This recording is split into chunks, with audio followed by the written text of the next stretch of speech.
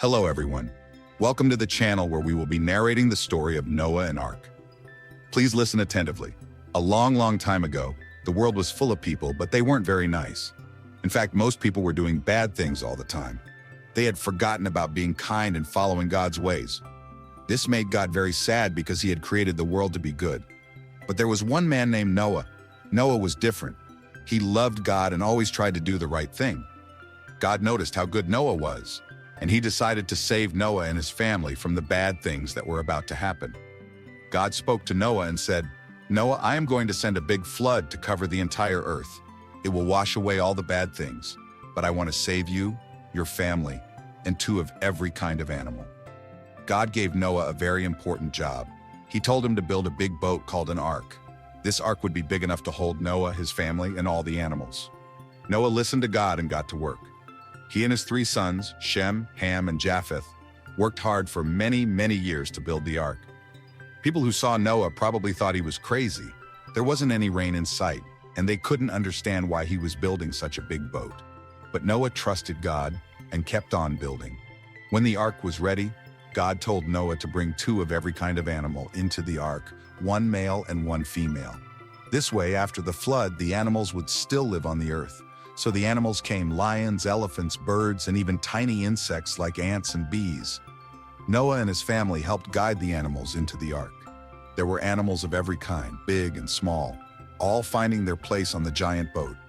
Once all the animals in Noah's family were safe inside the ark, God closed the door. Then it began to rain. It rained and rained and rained for 40 days and 40 nights. The rain came down so hard that the rivers overflowed, and soon the entire earth was covered with water. Even the tallest mountains disappeared under the flood.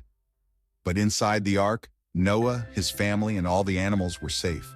The ark floated on the waters, and Noah trusted that God would take care of them. After 40 days, the rain stopped. But the earth was still covered in water, so Noah and his family had to wait for the waters to go down. They waited and waited in the ark, floating above the flooded earth. To see if the water had dried up, Noah sent out a dove. The first time, the dove came back because there was nowhere to land. The second time, the dove brought back an olive branch, which meant that the water had gone down and there were trees again.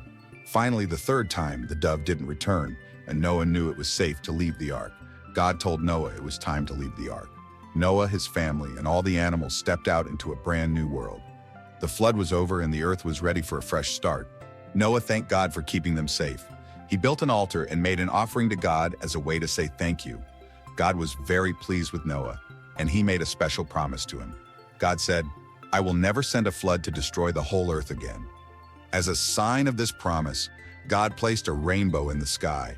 Whenever people see a rainbow, they can remember God's promise to never flood the earth like that again. The story of Noah teaches us to always trust God, even when it seems like things don't make sense. Noah obeyed God, and because of his faith, he and his family were saved. The rainbow is a reminder that God always keeps his promises and loves us. Why do you think Noah trusted God even when others didn't? What would you do if God asked you to do something that seemed hard or confusing? What is the meaning of the rainbow in the story of Noah? Please write down your answers in the comments section below. If you like this video, do well to subscribe for more content like this.